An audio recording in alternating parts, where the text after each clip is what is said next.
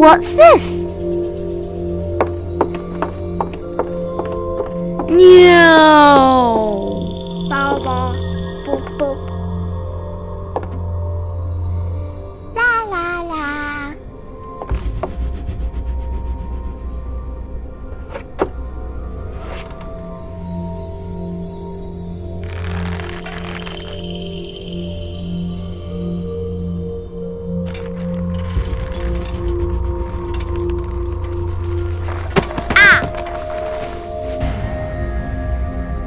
Ooh.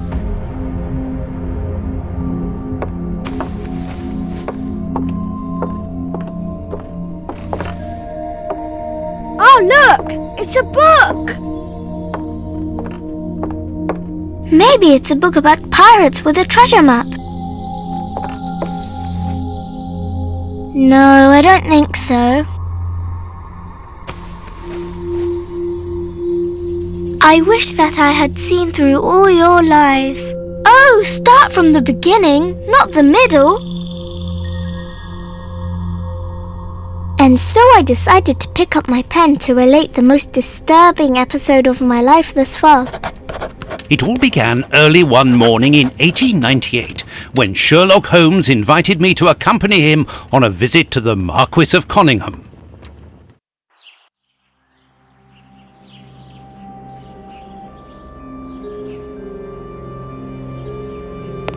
Watson, my dear fellow, we can now go and inform the Marquis that we have found the Samoan necklace, and very much faster than Inspector Baines, too, which pleases me. Have you really solved the theft, Holmes? And so quickly?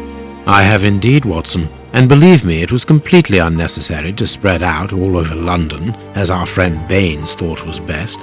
He likes to boast that his methods are equal to mine, but once again the outcome has contradicted him.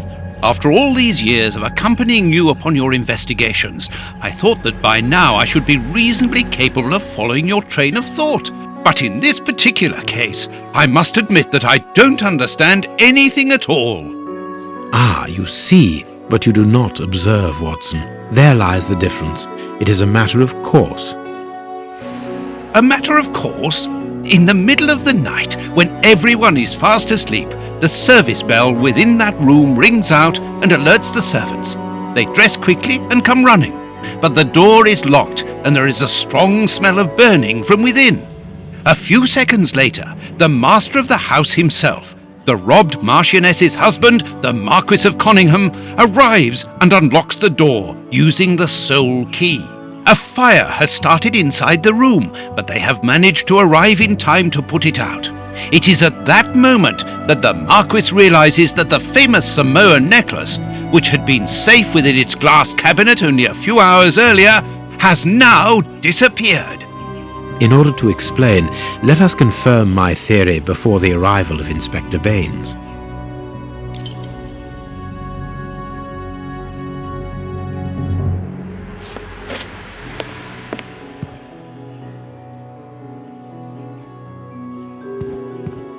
This window was cut with a diamond, a clean, discreet piece of work. This is where the necklace was. See how tiny the hole is, and not one fingerprint upon the window.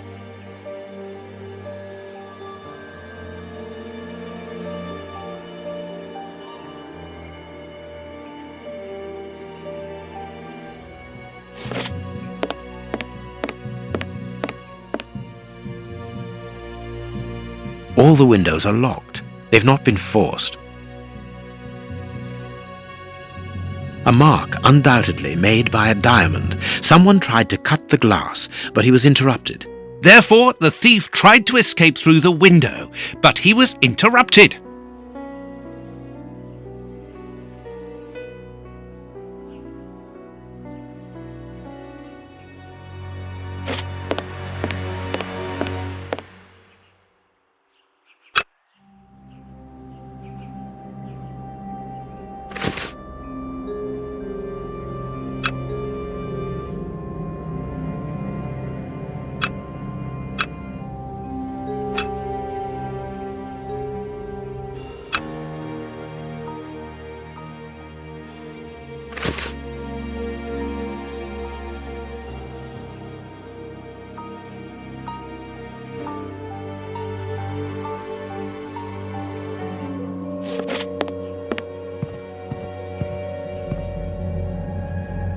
Let us examine the crumpled scores.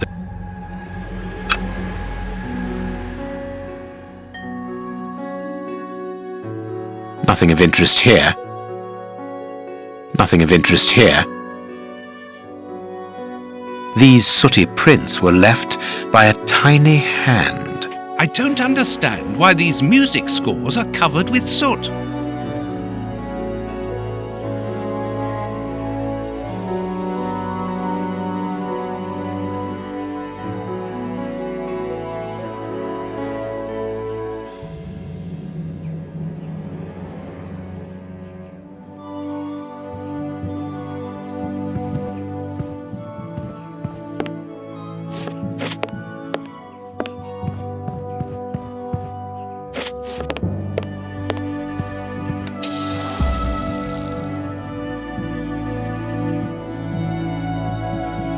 These documents are not very interesting, even though they're addressed to the Minister of Maritime Affairs. The Marquis himself. A candle. It must have fallen from the chandelier.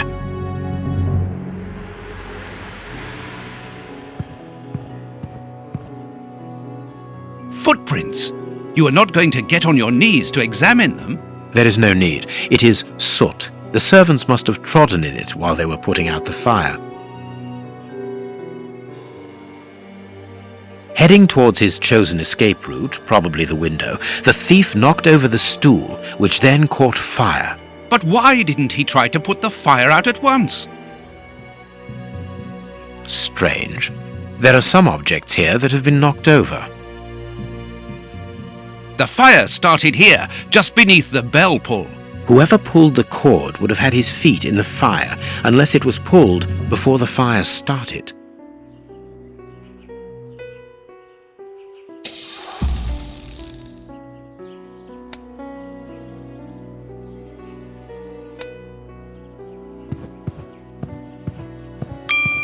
When the servants arrived at the door, having been alerted by the bell, they saw evidence of the theft and the fire, but they didn't see the thief. This door is very hard to force. The Marquis is the only person to have the key. The thief could not get out through here until eventually, when the door was opened by the servants. When the servants arrived at the door, having... This door is very...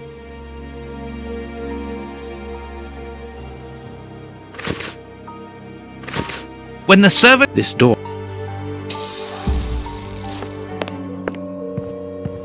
Not very well kept, this aquarium. I can see a dead fish floating on the surface.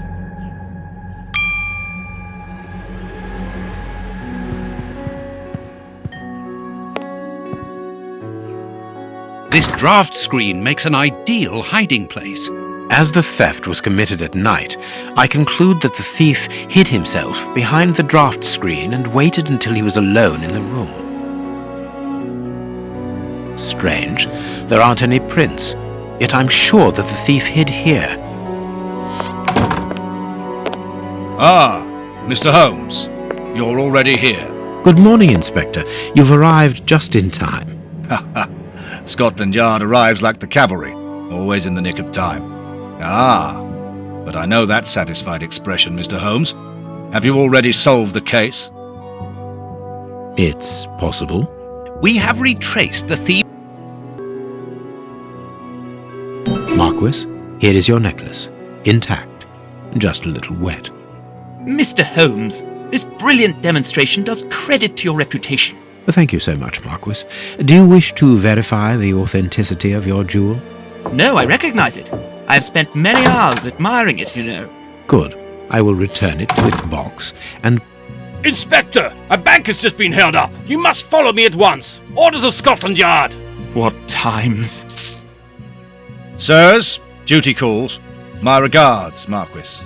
And well done again, Mr. Holmes. There, the necklace is in its box. We've lost enough time here. Let's go home, Watson. Ah, very well, as you wish. A good day to you, Marquis. With pleasure, gentlemen. And once again, thank you.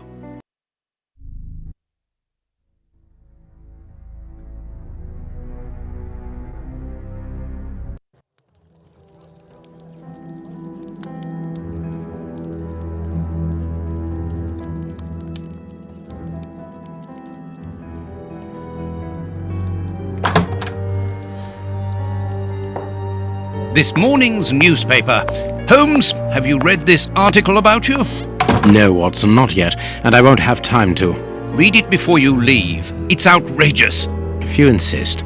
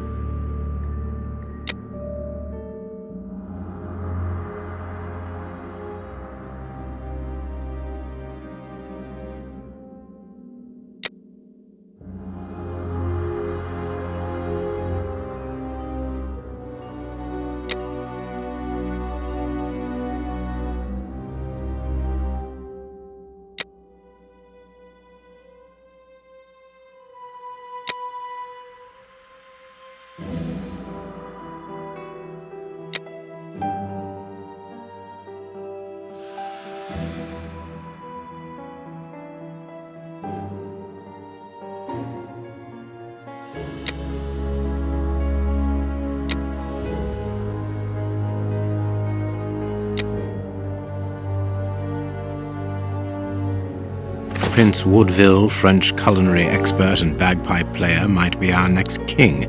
That's not so shocking, my dear fellow. You know exactly to which article I'm referring, Holmes. How can Farley dare to tarnish your reputation like that? You know, Watson, that wherever glory walks, jealousy is bound to follow. As for the forgery of the necklace, I suspect that we shall soon be enlightened in this regard. Come in, Inspector Baines, the door's open. Ah, Mr. Holmes. How did you know I was here? You are one of our rare visitors who avoids the second-to-last step of the stairs, which creaks dreadfully.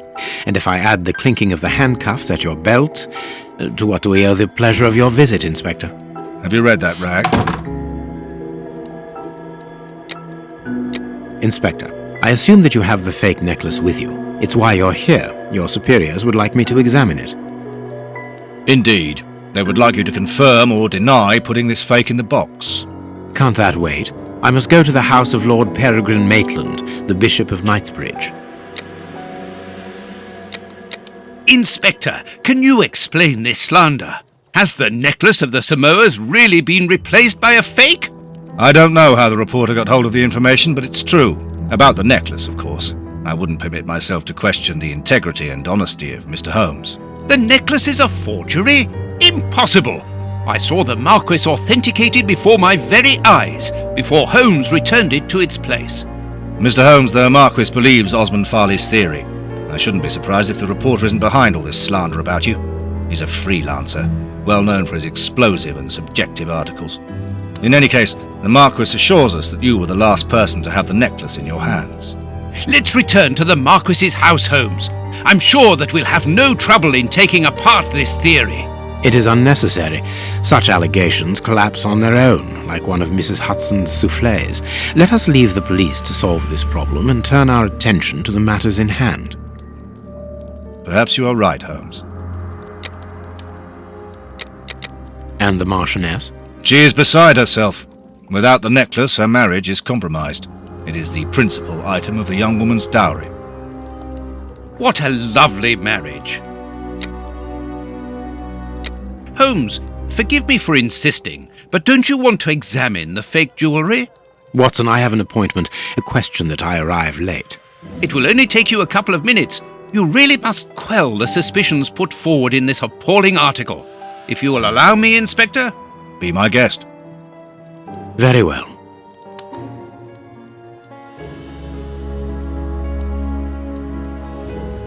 What do you think, Holmes?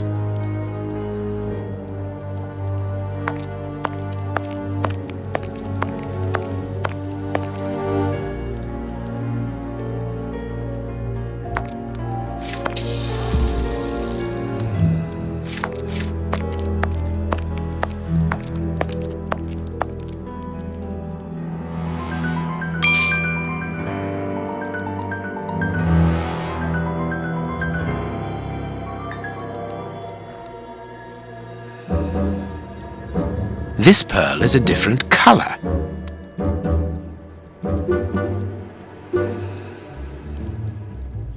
These 3 pearls are of poor quality.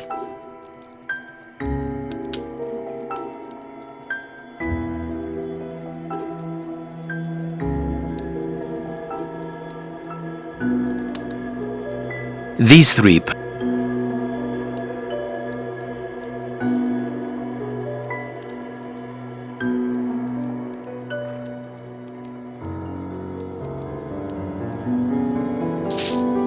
The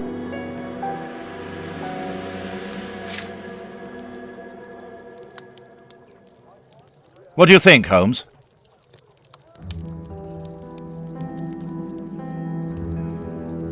What do you think, Holmes?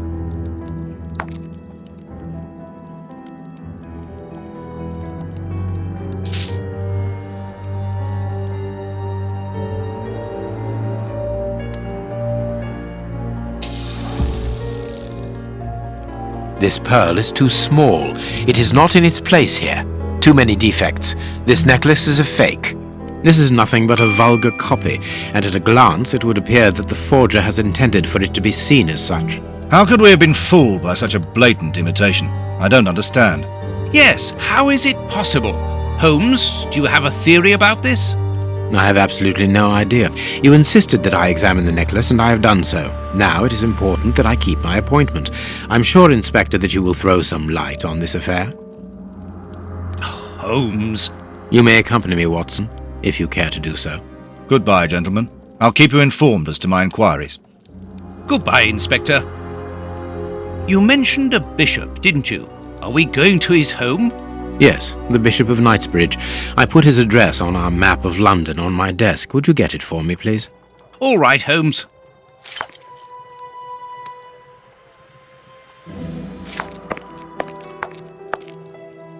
The work table, where Holmes analyzes things. Holmes's homemade analyzer.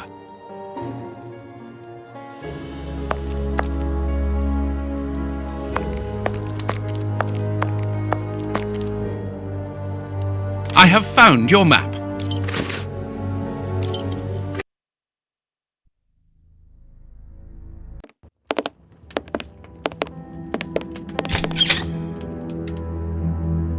The police? Already? How did you know? May we see the Bishop of Knightsbridge? Yes. Yes, of course. But come in.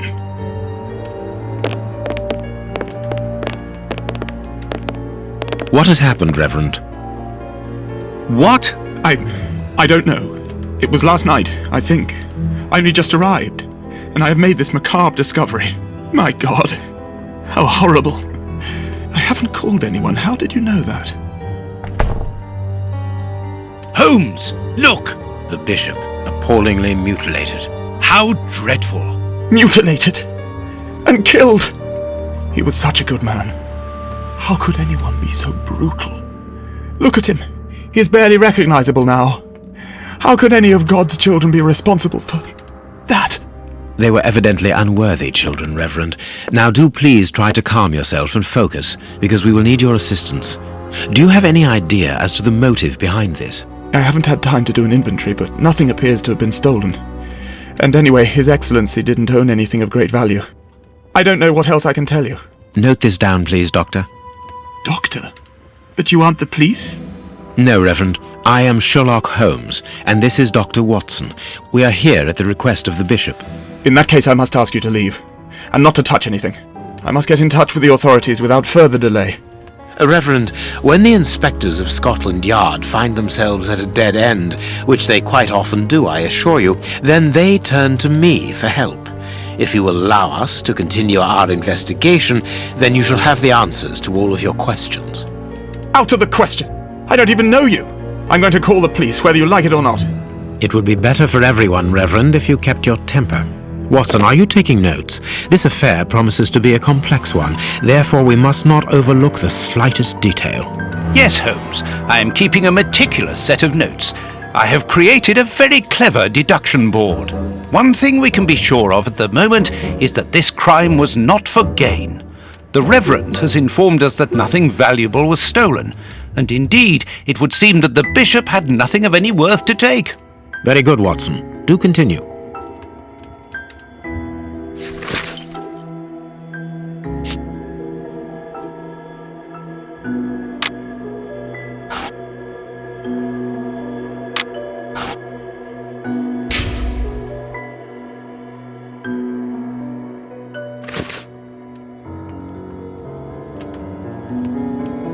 A broken bottle of whiskey.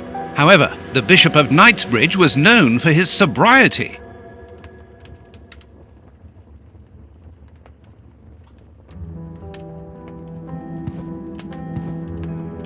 This stove is filled to overflowing.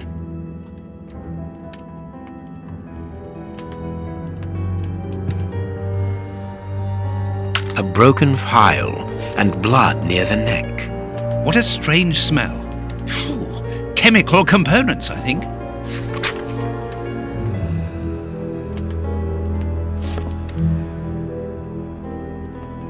A bottle of whiskey. I can make out fingerprints stained with blood and dirt. It would seem that the brutes who tortured the bishop to death were intoxicated with alcohol.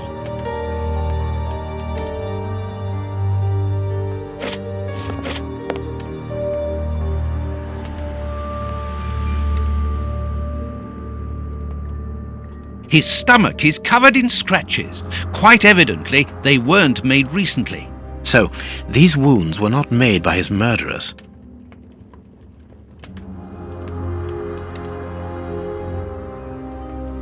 The fingers have been crushed and violently struck.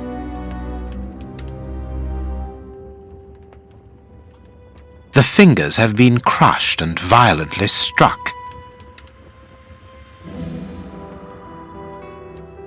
His forearms have been ripped. Pieces of skin have been torn off. What do you think, Watson?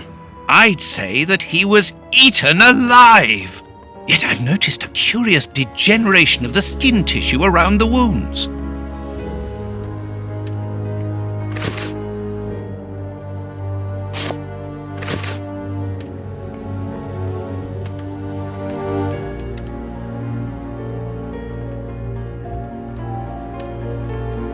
You can see by his expression that he suffered terribly. His mouth is covered in blood, and I can make out strips of skin between his teeth. My dear friend, everything points to this man having gnawed at his own forearms. That's unbelievable, Holmes.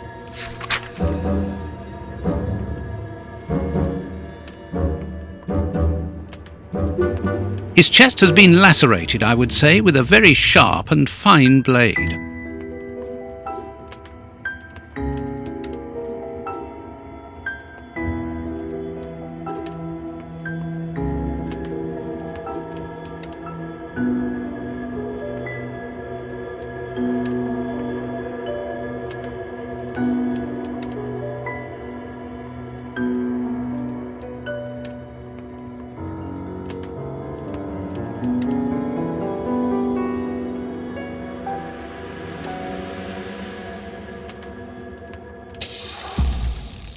A piece of rope that was used to tie up that poor man.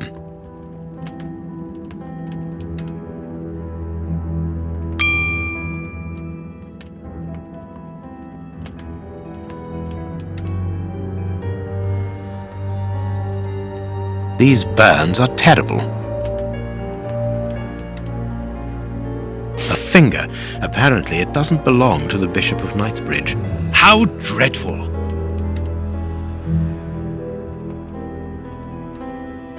His feet have been burned. My first impression is that he wears a size 9 shoe. You? But what does it matter, Holmes?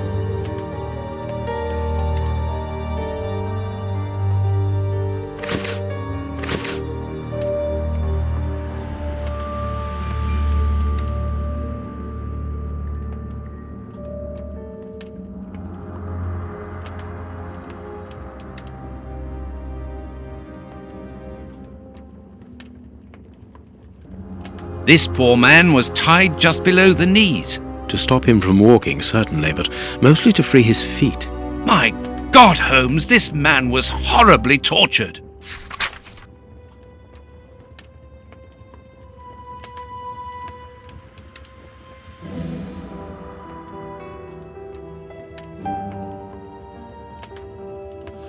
Something is missing here. Oh, yes? And what might that be? His shoes. Watson, his shoes are missing. There is blood on this paperweight. This paperweight was used to crush the victim's fingers.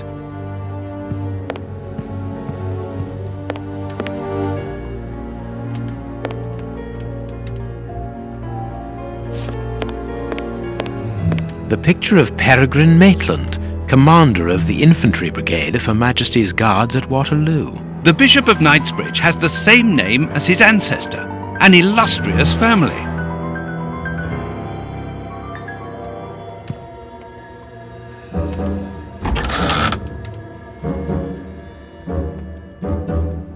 This metal rod is for fastening the chilies. It's a cilice designed to bruise the person wearing it. The bishop wore it as repentance. A whip? No, it is a discipline for self-flagellation. This very pious man must have had the habit of mortifying his flesh as a means of repentance.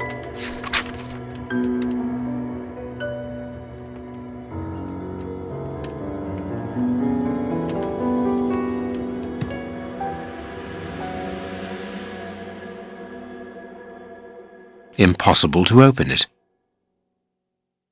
Impossible to open it. I am missing some information. Reverend, I'm missing something, an implement with which to open this chest. Could you tell me where to find it? No! Go to the devil!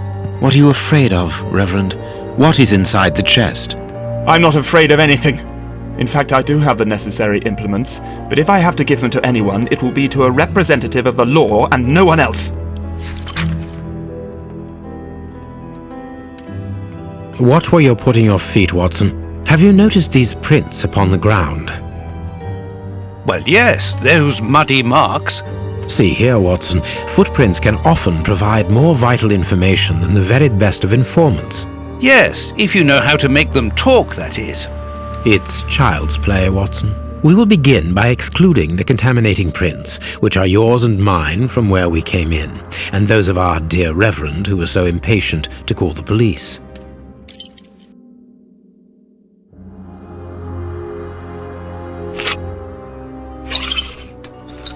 Size 9.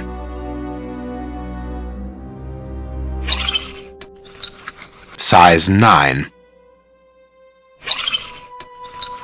Size 9. Size 9.5.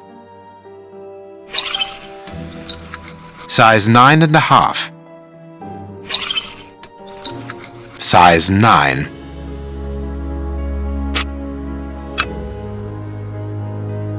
A fragment of stone. Peculiar. Hobnail boots like those worn by labourers. Hobnail boots. This print came from an expensive pair of shoes, and it seems recent. It is not a labourer's shoe. Hobnail boots like those worn by labourers.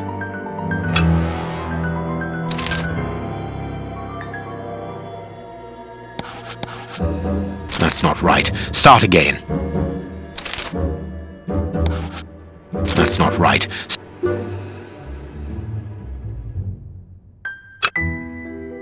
Well-worn shoes with an odd pattern on the soles. Perfect. We now know that there were 3 crooks.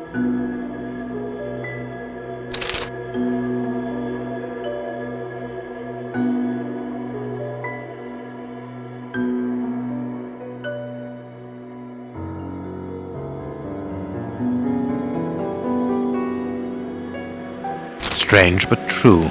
One of the crooks was wearing a different pair of shoes when he left here. Therefore we have 3 men who came in and left again, but one of them was wearing a different pair of shoes from the ones which he came in with. So, all we have to do is look for a workman who likes Italian shoes.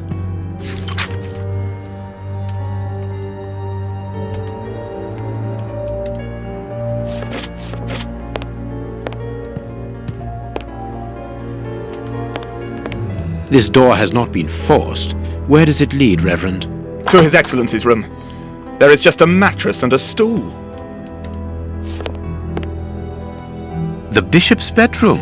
It is very austere. Nothing in particular here.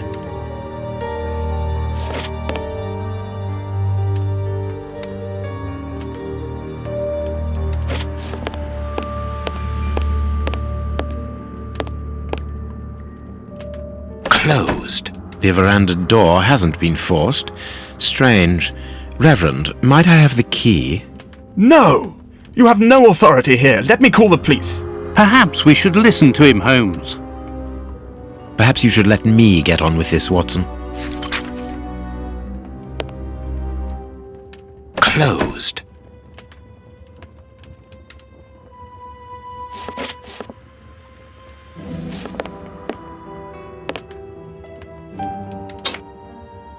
A surgical scalpel covered in blood.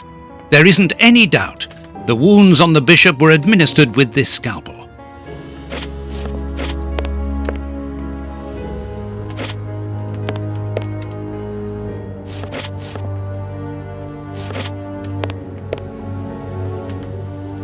Let us look at our deduction board, Watson.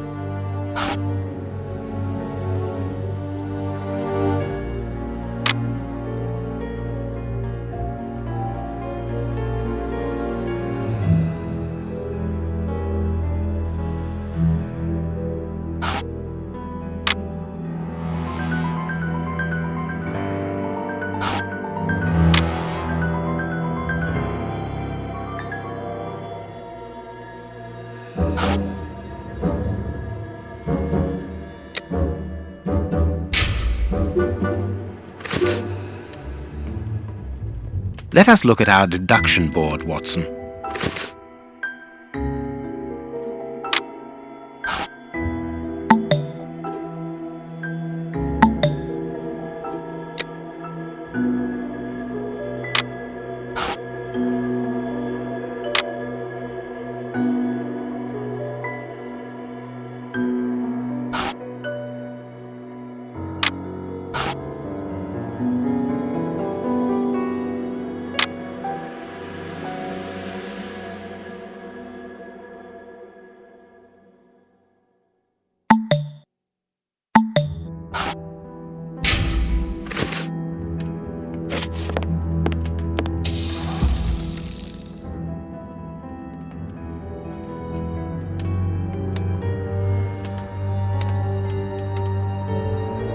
You have no right to search here.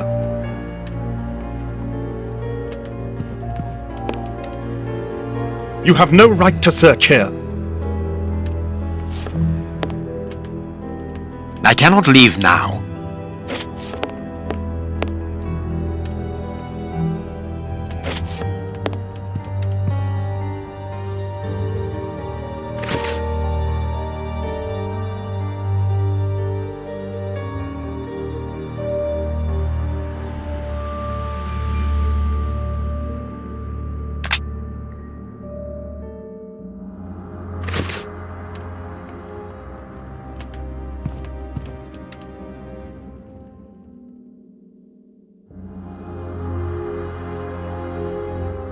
Impossible to open it.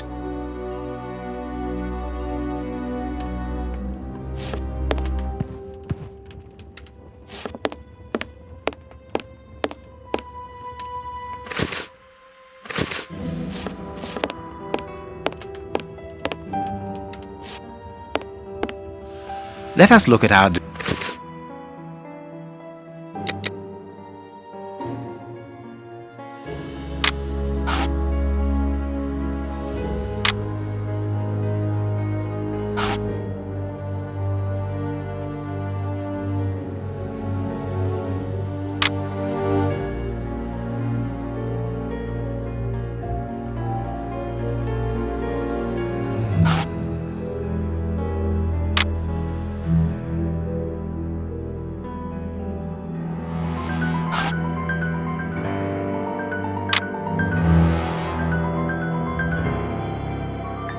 Perfect.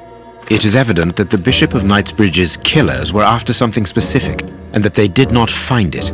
Reverend, I shall ask you one more time. Open the chest. The item they were seeking must still be inside. It is unlikely that they will let this matter rest. They will most certainly return to finish what they started. And I'm telling you once more, the chest is locked and shall remain so. Very well. We have reached an impasse. You are a stubborn man, Reverend. Watson, accompany our friend to the police station and return with Inspector Baines. Baines and no one else. I shall wait for you here. Go. Alone at last. Now I can continue my investigation.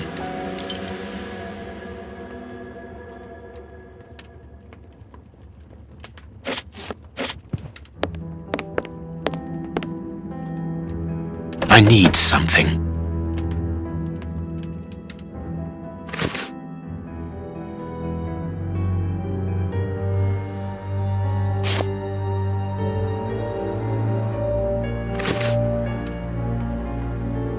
This lock should be easy to pick. Let's see.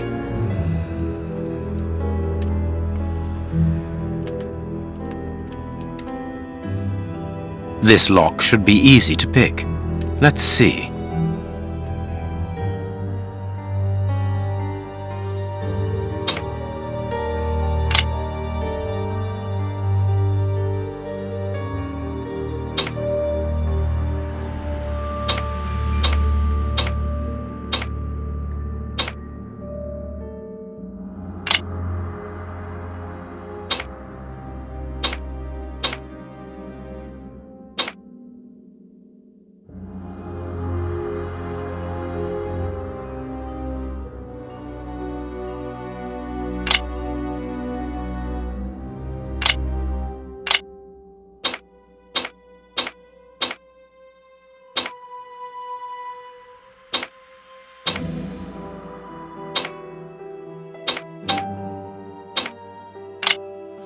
That's not right. Start again.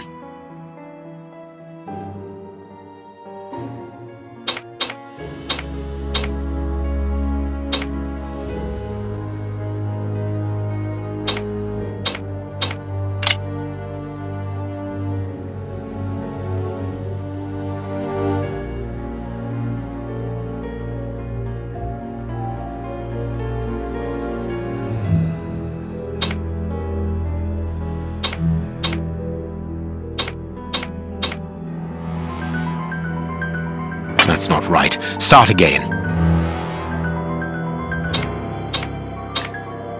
That's not right.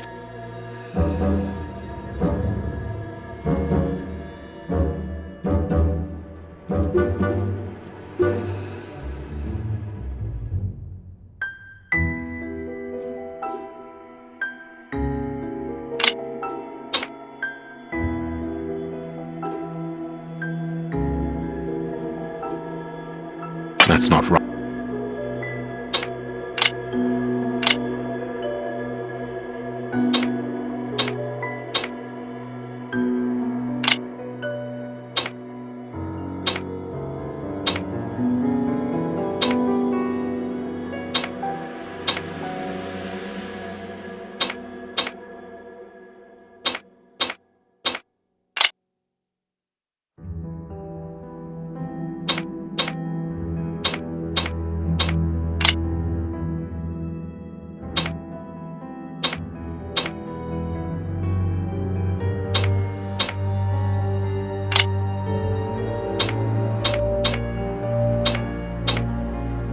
That's not right. Start again.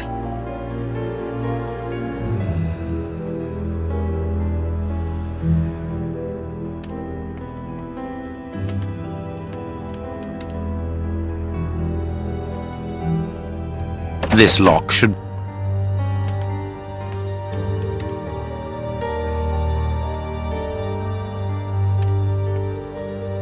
This lock should...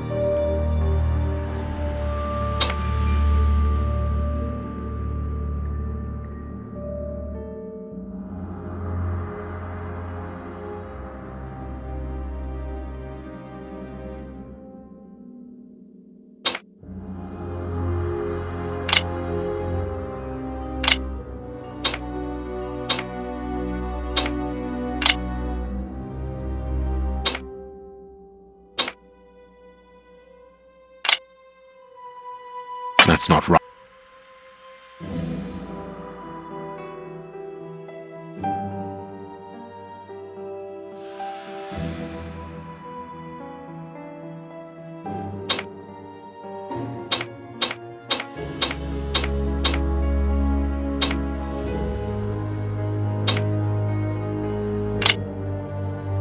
That's not right. Start again.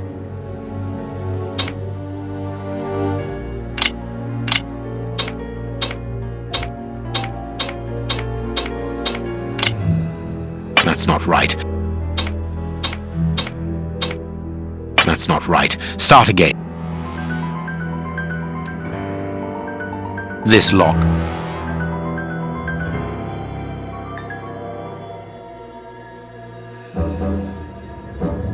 There we are. It is simplicity itself. There isn't anything much in this room. It must be used as a reading or meditation room.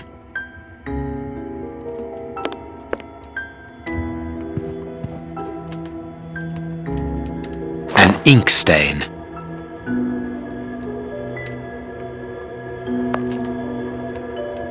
Apparently, someone wanted to hide this statue. This inkwell was tipped over recently. An ink stain, quite fresh. This stain is just on the edge of the rug. Let's see. There is nothing on the floor, yet the ink must have soaked through the rug. The ink stain on the floor comes from the ink on the rug, but they are not in the same place. Someone has moved the rug recently.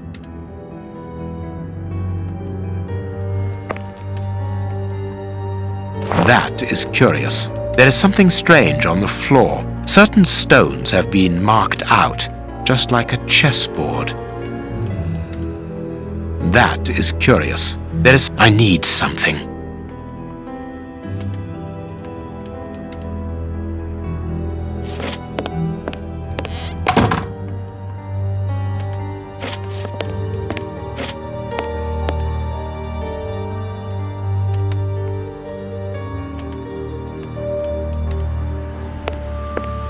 This horse resembles a large chess piece.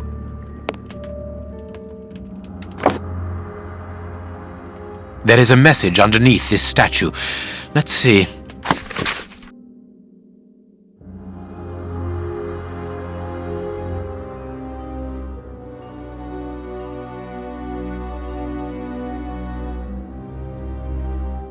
This message was written by a woman, but for whom was it intended? Interesting, this chess game. That is curious. There is something strange. I need some.